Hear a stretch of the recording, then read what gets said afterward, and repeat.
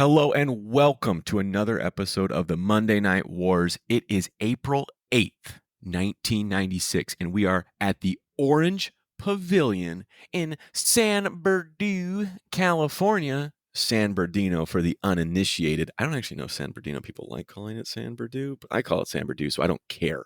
Anyways, we are with Raw this week, and Raw only. WCW Nitro was preempted for some reason that I didn't bother to look up, and I probably should have. But anyways, with me is Joseph. Joseph, how are you doing? I'm on death's doorstep, Scott. I'm just slowly making my way to the light. Well, that's heavy, man, but you sound really... I like the voice. I gotta say, I like the voice. I know you do. You like the voice. It's pretty similar to the NPR voice, I feel like, from last week. Yeah, man. Yeah. But I hate it because I've got no range in it, so I can't do any of my impressions. And like, I just feel lost without them. That is pretty disappointing that there won't be any impressions. I mean, maybe we can work one out of you and then just totally kill your voice. But you know, I haven't done my Bender voice in like 3 weeks. What are we even doing? Yeah, it's been bad. Whatever this is that I got, the worst sickness I've had in a long time. Maybe I'll entitle this podcast "Smoker's Voice Coast to Coast." Ooh, and then I'll breathe through the hole in my neck.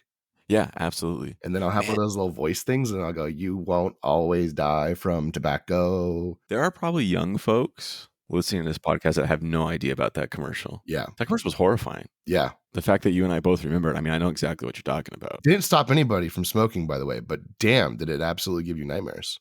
Yeah, it absolutely did. It was kind of like, whoa, that's a thing. Yeah. Watch out for that one. We don't want that one. Well, anyways, like I said, though, it's just Raw this week. So this is in theory going to be a pretty short podcast, but you and I were talking. You've been kind of introducing this segment where you like to talk about some newer things that are going on right now, while we're podcasting. And there's been a little big news. I mean, this is we're recording over WrestleMania 40 weekend, for the record. It is Sunday for us, so we've already seen night 1, waiting for night 2. Very exciting. When you get this podcast, you'll already know the outcome. But I'm just saying, since we haven't seen night 2 yet, Joseph, if Cody Rhodes doesn't win, we riot. Yeah. They're calling Cody fans Cody crybabies is the current term, which I kind of love. I love the heel work from the Bloodline has been phenomenal. And I think that The Rock, whether he intended to be in this position or not, that really just doesn't matter. But making the choice to be in this position, I mean, night 1, he did such a great job in that main event and absolutely was just like all over the place, just talking smack to Cody Rhodes' mom, just absolutely being a bag of shit. And I loved it. It was so good. So I think night 2, I'm gonna give a bold prediction. Again, this is the morning, so we have not seen what's happened in night 2. This is my prediction. Now, I think you have a prediction on the outcome of who wins, correct? I do. Okay, should I give it? Go ahead and give that, because I'm gonna. My prediction is how he wins. So okay, go ahead. Well, I guess it's not a spoiler because they're gonna be listening to us on Monday. So I assume all of you have bought WrestleMania 40 because I mean it's WrestleMania 40. I will say I was listening to an interview with Cody Rhodes Friday, Thursday, one of those days, and I was thinking about this night 1, night 2 thing. And my prediction was for night 1 that Cody loses. It's already happened, so I can't claim that like I called it. There's no proof of it, but I was like, I bet he loses night 1. And then my prediction is he wins night 2. We've got I think which I think is a great story. The hero's journey. He's at his lowest point. He just lost night 1, comes back, wins it all. I think it's a great story. And as Triple H said in an interview recently, what keeps them going is storytelling, and that's important. Joseph, how does he finish the story, though? I think the Bloodline comes out, right? Because Bloodline rules, so we know that. So Bloodline's going to do everything they can to stop him.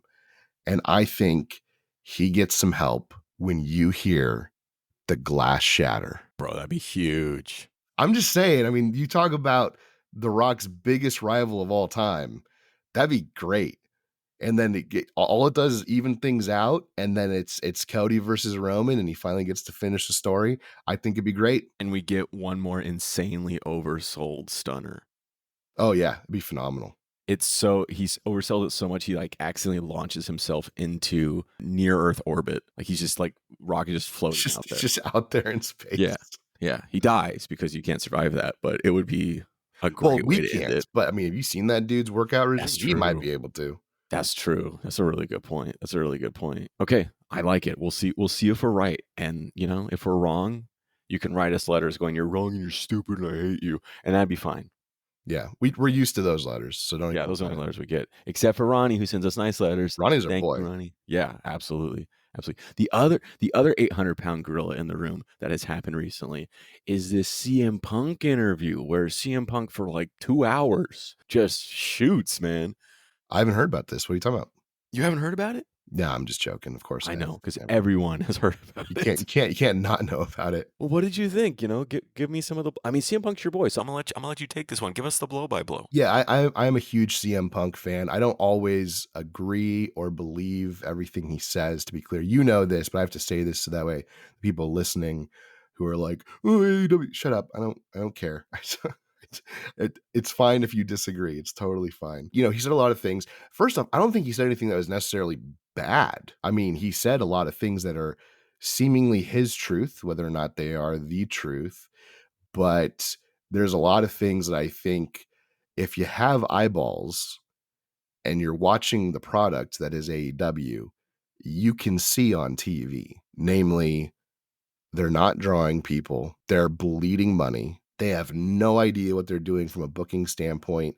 And essentially, people are running free with no rhyme or reason as to why they're doing things. I do understand that there should be a freedom of sorts backstage that was WWE for a long time was oppressed in the way they handled backstage things. So I get the need for freedom, which apparently WWE has a much better structure with these days. But you can't have come away from that interview and be shocked by anything that he said, whether it's because you just think he's a grouchy old man or because you're like the two of us and we watched AEW. I mean, you famously said on this podcast that that's kind of what got you back into wrestling, with me going, hey, we should start watching this together because it's really interesting. I was at AEW's very first show.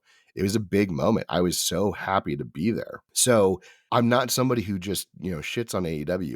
I really wanted AEW to be not just a different wrestling promotion, but a successful wrestling promotion that created another great wrestling option for wrestlers and fans that would maintain success and wasn't out to beat WWE, was just out to be a great wrestling promotion. It's not doing those things.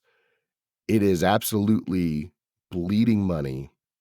It's not bringing fans in. You and I haven't watched for 2 years now, maybe something like that. And it's because of the same shit that was essentially talked about in that long 2-hour interview, right? You can see the on-screen product just is not good. It isn't. I'm not talking about wrestling, to be clear.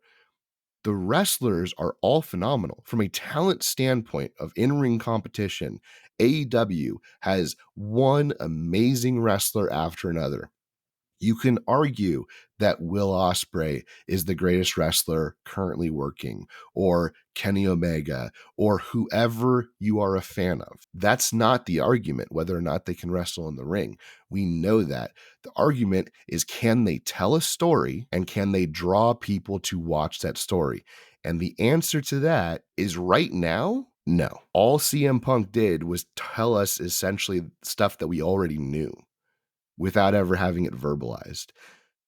And in his defense, he said, I hope that they do well. I hope they're successful. I'm happy. I hope that they're happy without me and that we all move on. And now this broke this morning, or maybe it was last night, but it was sometime within the last 24 hours, that they are apparently planning on releasing the footage backstage at All in London, where CM Punk and Jack Perry got into it. And I think their idea is to say, ha ha ha, look at CM Punk.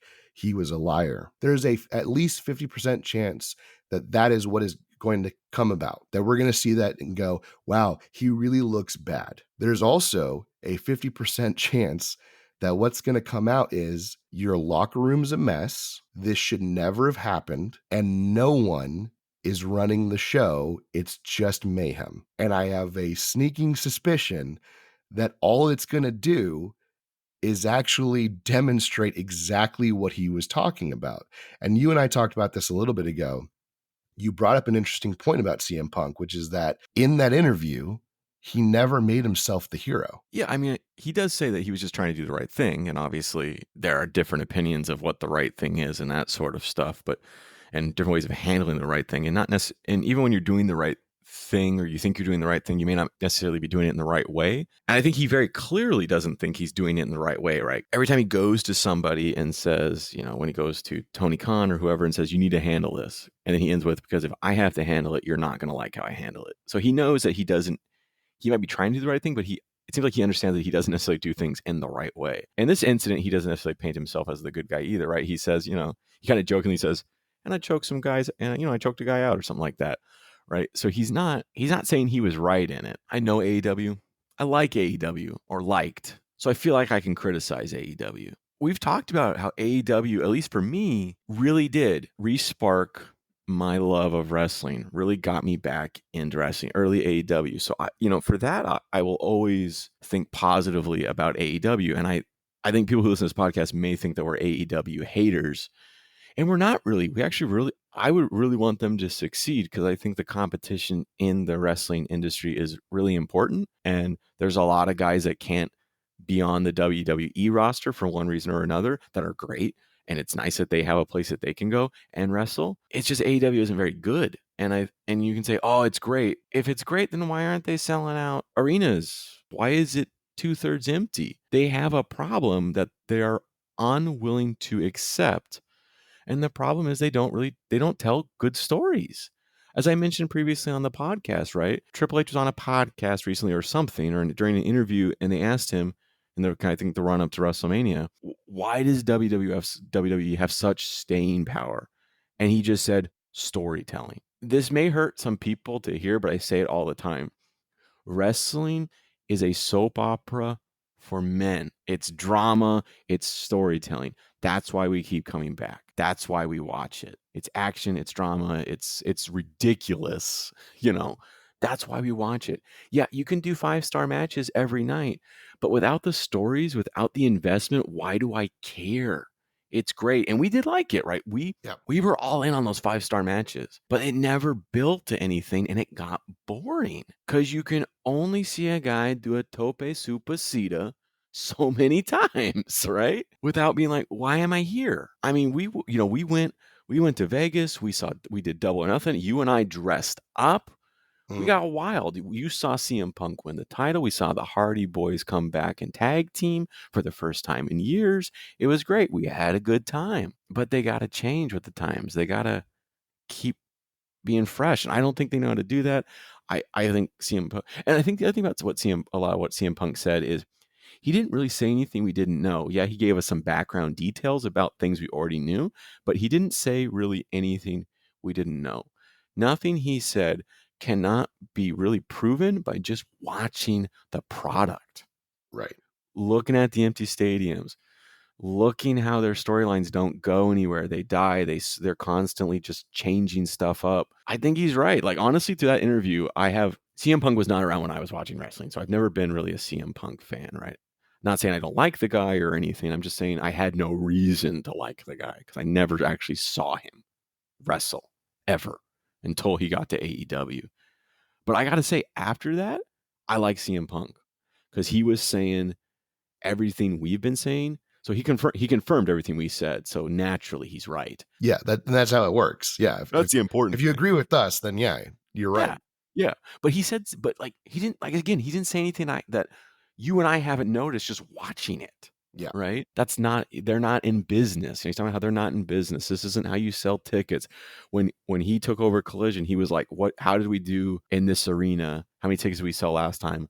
Let's try to sell one more ticket than that. Let's just kind of keep the momentum going. Let's keep building. Let's keep the momentum. And they don't seem to think that. As long as they get a 5-star rating or whatever for their match, they think they had a good night. And I guess that's fine because, your owner is the son of a billionaire.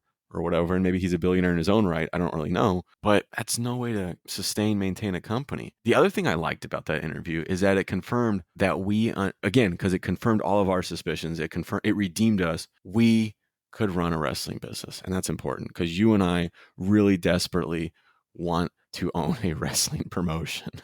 Yeah, specifically one that we don't have to pay for. Yeah, so if we can get like AEW out of bankruptcy or something in a couple years, man, let's do it. So, breaking news then, if you subscribe to our Patreon, all of that money will go to us buying a dead promotion. We'll do that. We will do that for you. Yeah, that $2 a month, it chips away. How much could they possibly cost? $1? Yeah. You know? 3 maybe? You know what I mean? And we got that. We got that in the bank. We got money in the bank. Whoa. Well, let's not get ahead of ourselves. Okay. I guess I'll just go back again to the CM Punk seems to understand the business the way we understand the business, which made me feel really good that we're not just kind of blowing smoke up people's ass on this podcast, that we actually do seem to kind of have a good eye for what we're seeing. So I thought that was good. You're getting what you pay for here, folks, which for most of you is free. Yeah. You're getting free to just listen to us think we're always right. There you go. Dude, I love it. Yeah. What could go wrong? But it's what you signed up for. So really, if there's a problem with that, that's your problem. And you can send us a letter. Yeah. We're going to immediately lose all our subscribers. Bro, they just all dropped off. I don't understand what happened. We were just right. And then we'll do the thing where like we're in denial, where when someone criticizes our company, we go on Twitter and we try to lampoon them. God, now they are gonna quit. And we say, you know, no, you're wrong. Actually, you're the old timer, and you ran your business horribly, and we're not going to do all the same mistakes that WCW did. We're not going to overpay for veterans and completely have a loaded up top half of our roster and establish no young stars. We're not going to do that thing. Oh shit, we're doing that thing. No, you're still wrong. You suck. Seriously, somebody needs to get Tony Khan the fuck off Twitter. He's been kind of quiet, right? He hasn't really talked about this specifically. He's made some comments. He's been quiet about. He's technically been quiet about the CM Punk thing. Yes, but what he's doing, apparently they're going to show the video. Yeah, which apparently won't last very long. But he's specifically made sure to start this new campaign of where the best wrestle, which is simply not true. It just isn't. Doesn't mean that there are great wrestlers in AEW, but it's not all 100%. Yeah. And let me be clear, if this hasn't come across at all, I don't blame the talent for why that is not a successful promotion right now. I blame leadership. And you can get really upset about that all you want, but any company that's failing, it starts at the top. That's just the reality. Right now, AEW is the Oakland A's of wrestling. Oof. You mean the Las Vegas A's of Sacramento? Yeah. No one's showing up. Product on the field ain't great. And the owners are lying about it. That's what they are. And I think you and I really kind of come to this as we're just really disappointed, actually, because we started out really excited. I didn't realize at the time that Cody leaving was kind of the beginning of the end for me. We've talked about this. We've both talked about this, how when that happened, I specifically said to you and like my brother and mutual friends that dude is crazy. What are you doing? You have this upstart promotion. It's the hottest thing in wrestling right now, which it was at the time. Why would you do this? And that was 3-4 years ago, something like that when he left. No, maybe 2. I can't remember. It's all blur. Guys, I've been sick for like 3 weeks straight. Everything's a blur to me. But I have to say, I was wrong. Like I was 100% wrong about that. Cody knew what he's doing. I'm not saying Cody left because of the elite or any of that stuff, but I think he realized that this was not the best opportunity for him to continue on the path that he really envisioned. And instead of throwing a fit about it, which other people have, and you have to look at CM Punk and say, you know, CM Punk does tend to open his mouth. Cody has been very diplomatic about the whole situation, which I do appreciate too. Doesn't mean one way is right or wrong. It just means they had 2 different ways of going about it, and that's the way that Cody's gone about it. Yeah, well, I mean, I think the fans, and we were even kind of tired of him. I mean, to be perfectly honest, I mean, we were wrong. We were wrong. Sorry, Cody. You're doing great things. Yeah, we're Cody crybabies now. Yeah, we are absolutely Cody crybabies. If Cody don't win, we riot. Yeah. But We were over Cody. You and I were talking about, there was a sign. I remember there was a sign one night on AEW that said heel Cody equals ratings, which is something that we've taken to be a mantra Mhm. now. But someone had a sign out in the audience that said heel Cody equals ratings. And we wanted Cody to turn heel so bad, and he just wouldn't do it. And so when he left, we were kind of like, well, bye. We don't need you anyways. Yeah. You know, You idiot. Yeah. Yeah. yeah. The fans were done with him. They were done with Brandy. Some people yelled some horrible things at her during the Vicious show. things. Yeah. Yeah. Yeah. And I think he was just done. Like, he just realized that this wasn't his. AW was hot. It was great. But I think he realized that it wasn't his kind of wrestling that he wanted to do. And so he went to WWE, and he's having great success. And he is going to be the WWE champion, or we riot. I swear to God. I swear to God. You're gonna fly from Sacramento all the way to I'll be so mad. Philadelphia. I'll be so mad. He has to.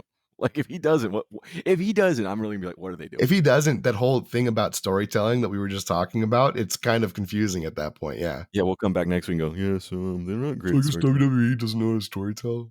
Yeah, because they didn't agree with us, clearly. Yeah. Yeah. Even though they might have the perfect story in their back pocket, they just haven't shown us yet. But yeah. Oh, I also have to mention before we move on, because we really should move on, because we've been talking for like half an hour here. But before we move on, I just want to say that I was watching a Cody Rhodes interview in the run up to WrestleMania. The CM Punk thing got me just like, anybody who mentioned the CM Punk interview, I was watching. I watched Cody, which he was completely diplomatic, just an absolute gentleman about it. Didn't really say anything. That's what Cody's does. going to be president one day for sure. Yeah, well, he just talked about how he just really wants AEW to survive because competition is good for the industry, and I completely agree with that. Agreed. Yeah. But I watched Jim Cornette, I watched Eric Bischoff take his victory lap, I watched all of it. But Cody Rhodes, when he was talking, mentioned the Mount Rushmore of wrestling, and longtime listeners of the podcast who listened like last week will know that I made a joke to Joseph about how Ultimate Warrior was his George Washington on his Mount Rushmore of wrestling, which tells me Cody, a big fan of the pod. Loves the pod. Listens every week. Big listener. Cody, if you are listening right now, come on the pod, bro. We love you. 100%. You better win. You're our champion. You're the people's champion, Cody. Or we riot. Yeah, or you're right. Yeah. But anyways, let's get in the Wayback Machine. Let's get this DeLorean up to 88 miles per hour and go back in time again to April 8th, 1996 in San Berdoooo, California. We are taped with WWF Raw in San Bernardino, California. It's Vince McMahon and Mr. Perfect tonight on commentary because Jerry got a match. We like that. Less Jerry on commentary, the better. I have this weird memory of him being good, but I guess it's what Jim Ross. Maybe Jim Ross saves him. We'll have to see. But I don't like Jerry on commentary. So this is a nice change of pace. But we got a match. We got the Clash of the Behemoths, as Vince McMahon calls it. Yokozuna versus Vader, the man they call Vader. Joseph, this ends in a referee's decision. He stops the match because Vader supposedly, air quotes, breaks Yokozuna's leg. 3 minutes, 44 seconds. What a slobber knocker. Yeah, I actually really, really enjoyed this. I do have some kind of mixed opinions on the potential booking going forward. But as far as this segment goes, if you're trying to establish a monster heel, which I feel like is what they're doing here, what a great way to do it. I mean, Yokozuna, obviously he can't move the way that he used to and stuff. And we've kind of harped on that horse quite a bit. So I'm going to kind of leave that alone. But Vader has the opportunity to really destroy him, somebody who was an established, former WWF champion, and gets to destroy him and really, really, really cement himself as the big monster heel. What I love about this is that what it should do is springboard Vader into, in my opinion, the main event and eventually becoming the WWF champion, because who could possibly topple him? What doesn't work for me, and again, this is future, so as far as this goes, it gets an A, but in the future, you just made Shawn Michaels your champion. you can't make the very first championship someone has the transitional champion. So we know from a booking standpoint, this really doesn't have the legs that I think either of us would hope for. So unfortunately, I think it's going to kind of fall flat later on. But right now in this moment, if we don't know the future of what's happening and we're watching this on a weekly basis, to me, this is amazing. I think they did a really good job. It's a little sad to see Yokozuna, because he's so large, have to get forklifted out, but that's just kind of that's just a reality of the situation. But this is a very, very good, strong opening segment for Raw. If you're trying to show that some guy is just an absolute unstoppable force, what better way than making him wrestle another, supposedly unstoppable force? Put Vader up against a brick wall and Vader goes through it, right? So that's what he did here. And you're right. Yeah, obviously Yoko, he's not long for the world. Honestly, I think he's only got a couple of years, 2-3 years left. So on his, his life, because of his health, and just that he gets bigger and bigger and bigger, and pretty soon, I think WWF just says we can't do this anymore. So yeah, he's not moving real great. But for the purposes of the story, it's a great match. It's a very important match because it shows just absolute Vader will beat everybody. Vader will beat your biggest, your behemoths, your other behemoths. Like he's barreling through everybody, and he wants the title. Yeah, it would make sense to make him the title, right? Give him the title. It would be a really good heel turn. But Sean's got the title. It's not going to happen, right? In fact, you're playing WWE 2K24, right? And Vader is your champion. That's how strongly you feel about this. Vader is actually my double champion. Yeah. He's champion for both brands. I've got WCW Nitro versus Thursday Night SmackDown, because when I was a kid, it was on Thursday nights, and I loved Thursday Night SmackDown. It's the SmackDown Fist era, and completely by accident, somehow Vader had an opportunity at both titles, and I was like, dude, heel Vader as both champions, this would be great. And that dude ran off for like a year with both titles until I kind of found the right people to dethrone him. One of which was Bray Wyatt, who dethroned him for the WCW World Champion. R.I.P. And the person who dethroned him for the WWF World Champion was actually one Mr. Cody Rhodes. Cody, our boy. As we are official Cody Crybabies. We should get shirts, bro. Do they have shirts? We should get shirts. They probably do. So dumb. Cody's Crybabies, and we will wear them proudly. Or we should just have like Jamie make them, and it'll actually be babies, but with our faces on them. Ooh, and we sell them. There you go. Sell them so the pod can have them. There you go. Yeah, man. I like that. We will get sued so bad. I'm sure they'll copyright Cody copyright shit. So that's probably copyrighted. I mean, who's to say? We won't know till we get the cease and desist, bro. Yep. Anyways, after that though, something big happens, Joseph. Something huge happens. Something I know you're going to talk about, because Mount Rushmore, your Mount Rushmore is back. Your George Washington is back. The Ultimate Warrior makes his Raw debut in the most absurd. I don't know anything he's saying. I don't get what's going on. The crowd loves it. It don't matter because it's the Ultimate Warrior, I guess. But then Goldust comes out, and as we know, the Ultimate Warrior is not a huge fan of people with with differences of opinion on things. You know what I mean? Or like different, lifestyles, or just being themselves. Yeah. So Goldust comes out, and because I guess they're gonna make that the new rivalry. Goldust says he wants to play superheroes with the Warrior, which I thought was a great line. And the Ultimate Warrior says, "What is and whatever you're into, I don't give a shit." And then he does his Ultimate Warrior thing, and they run away. Tell me what you thought about your George Washington of wrestling in this promo, Joseph. I gave it an F. Didn't enjoy it. I okay, look, all right. So we talk a lot about booking and storytelling and kind of, where things are going and all that stuff. And we've joked about, we said at the top of this podcast that we feel like we could run promotion. What we really mean is we think we could do this, the storytelling, the creative side of things, is what we're saying. Whether we could run the business, we really don't know, because that's a lot more variables involved than just storytelling, right? It's obviously you're, paying for certain people, staying within a budget, all that stuff. Wait, Or revenue has to exceed expenditures? No yeah, one told you or that. potentially, blowing way past your budget, then releasing a bunch of people, which you said you would never do, and then blaming those people for no showing events when you told those people that it was actually because you were over budget.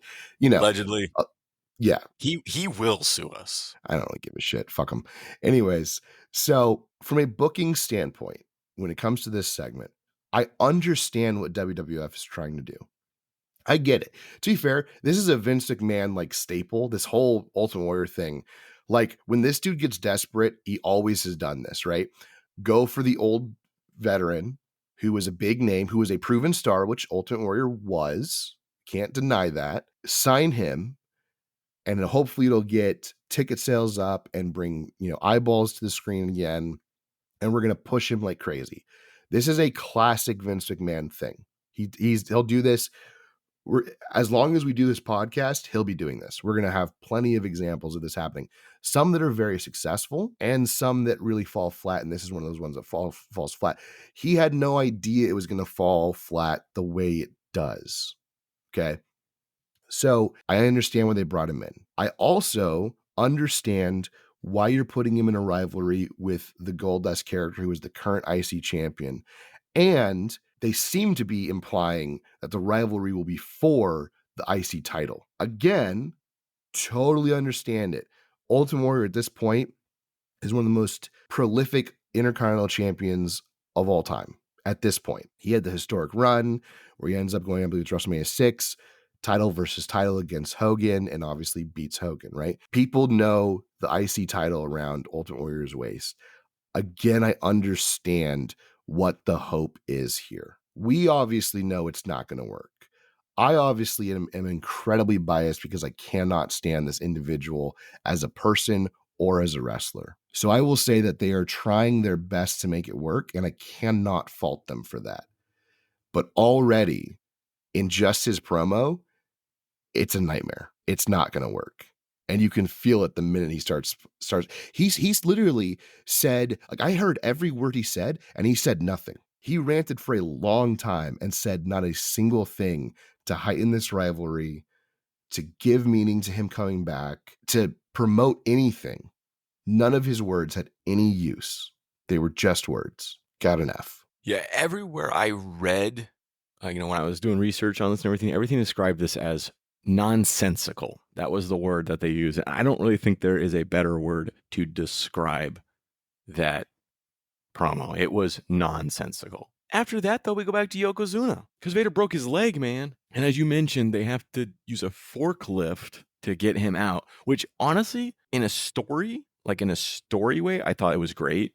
But he's just way too heavy now and it's bad and he's going to die. It was really sad to see. But I thought from a story angle, it was actually a really clever idea, the forklift. And truth be told, they might just really need a forklift for him. But like, it just shows like what a big dude he is, what an unstoppable force he is. And Vader plowed through and broke the man's leg.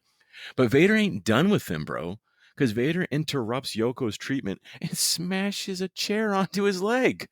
My God, what a piece of shit this Vader guy is, Joseph. Yeah, so everything I kind of said positively about the first one, I don't think this is a negative, but I gave it a B. It wasn't as good as the first segment that we had in the show. It's fine. There's nothing necessarily wrong with it, but I feel like this almost makes it that instead of Vader being this monster heel, his feud is still with Yokozuna, and I kind of don't want that.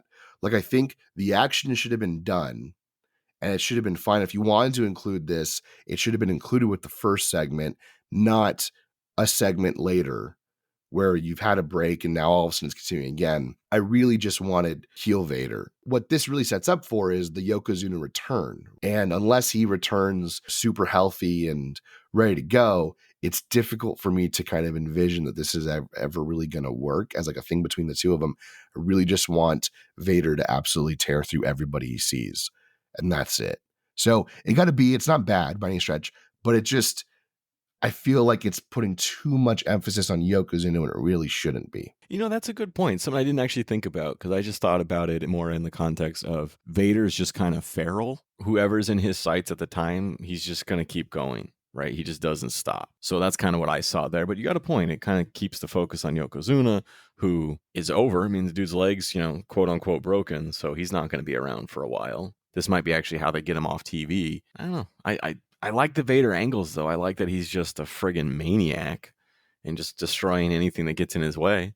I do like that. But up next, Joseph, we got a match. Do you want to know who's in this match, Joseph? Who's in this match, Scott? Hunter Hearst Helmsley. Like him? Yeah. Do you like Duke DeRosie? The dumpster? Yep. I don't mind the individual. I don't like the gimmick. Well, he's in the match. Great. So it's Hunter Hearst Helmsley versus Duke the Dumpster DeRosie. Of note, there is a spine buster, though, Joseph. I know you like spine busters. You know what's funny is one of my notes here is Dumpster got a pretty decent spine buster, though. I always make a note when there's a spine buster. Whenever I notice a spine buster, I put it in there because I know we're gonna have to talk about that spine buster. Is it as good as Arn's though? That'll never happen. The man invented the spine buster. He didn't, but the man invented the spine buster. You're gonna get us in trouble from some freaking neckbeard who's like, actually, he never invented the spine buster. The spine buster was invented by Johnny Two Fingers in 1943. All right. Which is probably all true. Everything you just said is probably true, and I have no way of proving you wrong. Yep. The point is, though, Arn Anderson is the signature of excellence, and when he does a spine buster, it's the best to ever do it. So he invented the spine buster, as far as I'm concerned. There you go. Anyways, back to the match at hand. As you can guess by the people on the card in the match, Hunter Hearst Helmsley does defeat Duke the Dumpster DeRosie. What'd you think about this one? To me, this match exemplifies what right now separates WCW from WWF, right? We've been critical of WCW's booking pretty recently with all the Hogan and Booty Man stuff that they've been doing. But what you have here is this kind of lower to mid card in WWF isn't great. It's not really firing on all cylinders. It doesn't quite work. There's some really good individuals, like obviously Hunter Hearst Helmsley. I'm not saying Duke DeRosie's bad, but the gimmick is bad and it's hard to root for. And that's the problem, is everybody in WCW, I mean, you look at their mid-card, it's like Eddie Guerrero, Dean Malenko. Lex is kind of upper mid-card. He's kind of, semi-main event, semi-mid-card. You've obviously got Fit Finlay. You've got Steven Regal. You've got Sting is kind of upper mid-card as well. And you've got these people who you feel like anytime you watch WCW, if you're just talking matches, you're going to see a pretty good match that night.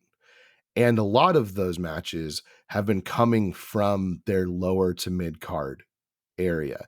And those people are pretty easy to root for, whether it's your Alex Wrights or, like I said earlier, your Eddie Guerreros, because they seem genuine. Here you have Hunter Hearst Helmsley, who's a very, very good character heel. I really like what this character is. And you've got him against Duke the Dumpster DeRosie. And it's such a cartoony character. I understand you could literally just have the working man versus the upper, upper crust, as it were, character, which is what Hunter Hearst Helmsley is. You don't have to call him a dumpster. You don't have to be on the nose like that. You can absolutely just have vignettes where it shows him being a working man, but you don't have to be like, and get it, he's a garbage man. We can understand the working class idea without you being that ridiculous on it. We've got, Stone Cold Steve Austin is here. Savio Vega's here. Mankind just debuted. So we're getting there. We're getting some more fun stuff. But even with all those, we've still got Dr. Isaac Yankem DDS. We've still got fucking insert whoever. Although WCW has the Booty Man and Disco Inferno. So that's a point against them. But whatever. You don't like the Booty Man? No, I'm not a fan. Not a fan, Scott. I thought your response would be, you don't like the Booty Man, because you're absolutely right. I don't like the Booty Man. No, But what he's the Teddy Roosevelt on your Mount Rushmore. Oh, 100%. Absolutely. Yeah, well, Teddy Roosevelt's the one that's kind of like jammed in the corner, a little obscured. I think that's fair. That's fair for the movie. And potentially the best one too. Whoa. That's I'm big. a Teddy Roosevelt fan, man. That's big if true. That's big if true. You know what else is big? What's that? Yokozuna getting loaded into an ambulance. Is that still going on? Yeah, Oh, that's man. they actually put him in the ambulance now. So, but no Vader, no Vader this time. But there is Yokozuna getting loaded into the ambulance. That's pretty much it. I doubt you have more to say than that. But do you have anything more to say on that? No, you were correct in your assessment. Then let's get right into the main event, because this isn't the main event, but boy, is it the main event. We got an arm wrestling match. We got Ahmed Johnson versus the British Bulldog in an arm wrestling match. And our boy Ahmed wins it, man. He out arm wrestles the Bulldog. Owen's there. He's great. He's doing Owen. He's doing heel Owen, which we really like. That's very good. He gets kicked out for being heel Owen because he's just too much. What do you think about this? Because I enjoyed it. I'm right there with you. So I really wanted to be judgmental of this when they announced it at the top of the program. I really did. Like I could just feel my snobbish, internet wrestling fan wanting to be like, well, actually, this is a really stupid idea. Blah, blah, blah, I want to do all that stuff. And then I thought about it as the night was going on, before we got to this, started thinking, because they kept teasing it throughout the night. And I started to remember when I was a kid, Scott Steiner had debuted with Raw, and his very first big rivalry was with Triple H, who was the world heavyweight champion at the time. And they did week after week, like competitions that had nothing to do with wrestling, like a bodybuilder, like pose off competition. They did that one week and it was ridiculous. And one of the competitions was actually an arm wrestling match. And I remember as a kid thinking it was the coolest fucking thing in the world. And I was very, very pro Scott Steiner. Also, as a kid, I hated Triple H because he beat up all my favorite wrestlers. So I was very much against him. But I really wanted Scott Steiner to win the title off him. I wanted anybody to win the title off him. Anybody who was going against Triple H was my boy at the time. It was who was I a fan of? Whoever went against Triple H. That's how it worked. I remember enjoying the hell out of it. So once I kind of started thinking about that, I was like, okay, have an open mind about this, because obviously this is kind of geared towards kids, and don't be so judgmental about it. And so I was like, okay, well, at the very most in my head, this was going to get like a C. I was going to go, all right, it was fine for what it was. And then Owen starts going on the mic and stopping the competition before it gets started a number of times, talking about how Ahmed Johnson has way over the legal limit of oil on his body. He's way too slick. That's cheating. Grab a towel, pat him off. He should know better. He's trying to cheat. Then they pat off Ahmed Johnson, and they get ready for the arm wrestling again. And then he stops it again, and he's just like, no. He's way too far in front. He's got way too much leverage. That's cheating. And he just kept doing this over and over until he finally got thrown out, like you said. And it made me laugh the whole time. And it made this honestly very entertaining. And Ahmed Johnson obviously wins it. And if the only thing I really, really could have put this over the top for me is if he did that thing where like he's about to lose, and then all of a sudden, like he just looks at the opponent and does the whole like re-grip thing with his hands, where it's like, oh no, I was just fooling you the whole time, and then starts winning. That would have been amazing. But he didn't do that thing, but it still worked for me. It was thoroughly entertaining. I enjoyed the heck out of it. It got to be. And then, as I mentioned, Bulldog loses, and he does not take losing well. He attacks Ahmed. He gives him a couple of chair shots. There's a table. He throws Ahmed into the table. It does not break. It's one of them WCW tables. He tries it again, and it doesn't break. And then he just eventually just throws the table on top of Ahmed, which I thought was kind of funny because he doesn't know what to do with the table. But that ends that.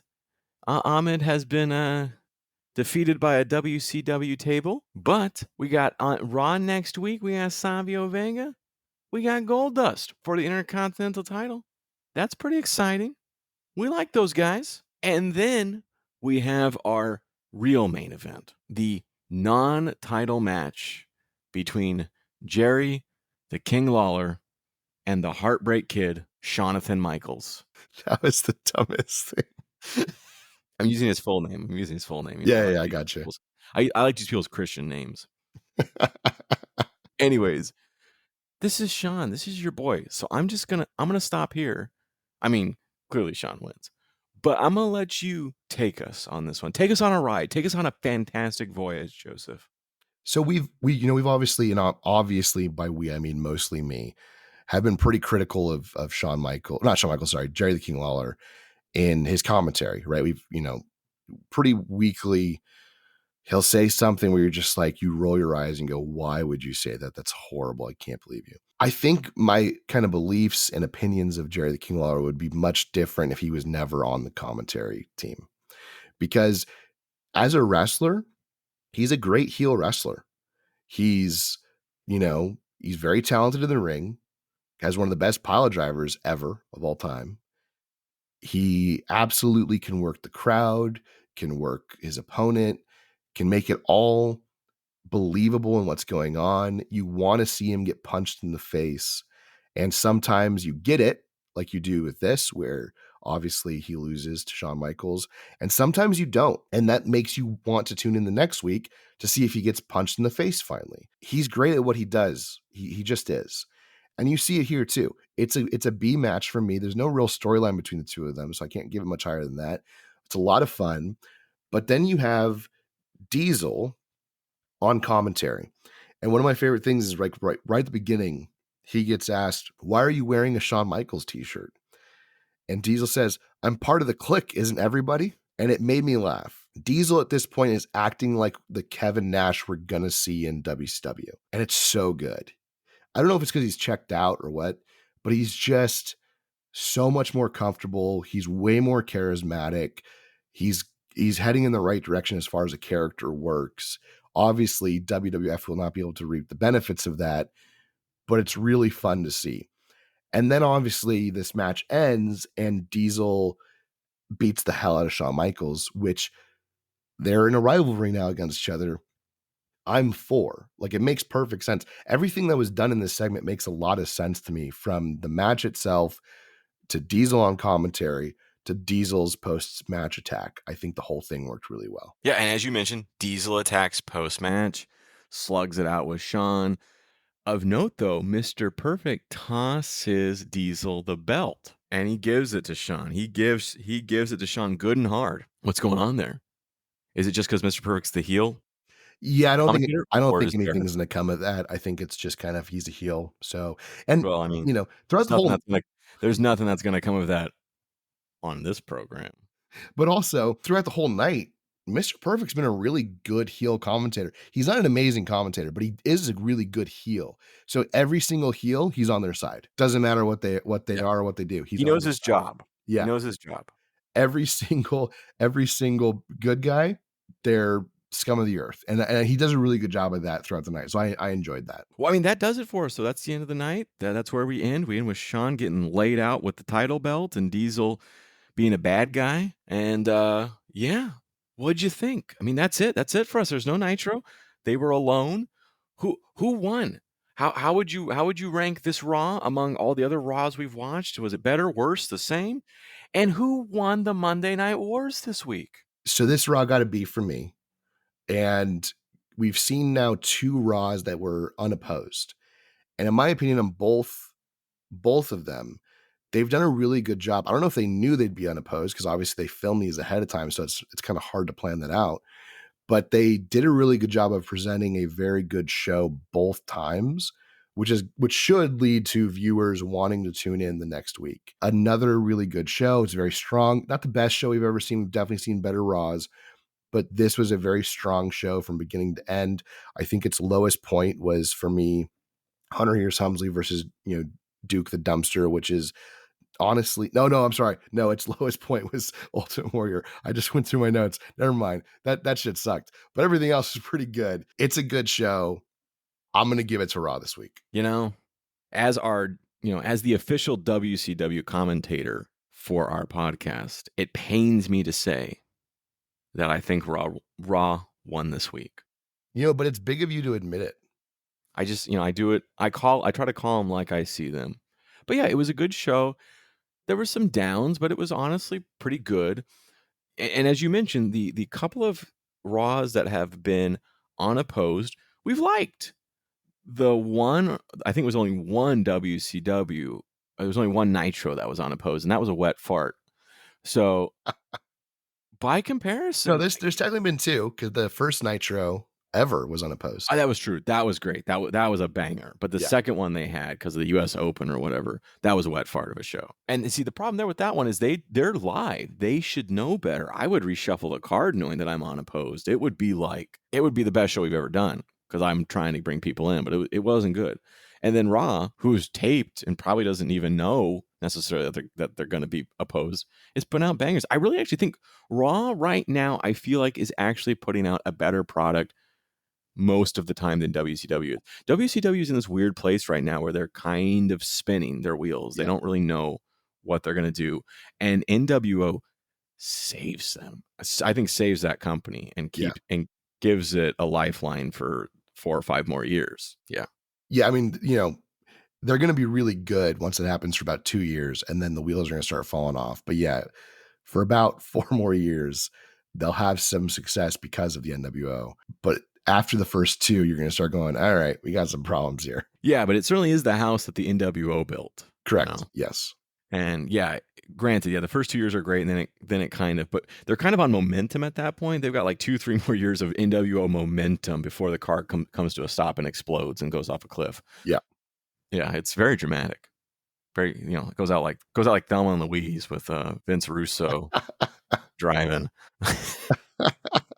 Just right off a fucking cliff. Oh, man. But anyways, that's it. We're done. Thanks for listening, everybody. I'm Scott. With me, as always, is Joseph. Have a good one. Bye, guys.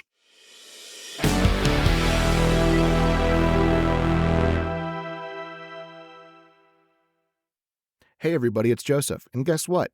Not only can you listen to us every Monday on Spotify, but you can find us on Apple Podcasts, iHeartRadio, Amazon Music, and YouTube Podcasts as well. Just search for Monday Night Wars Podcast.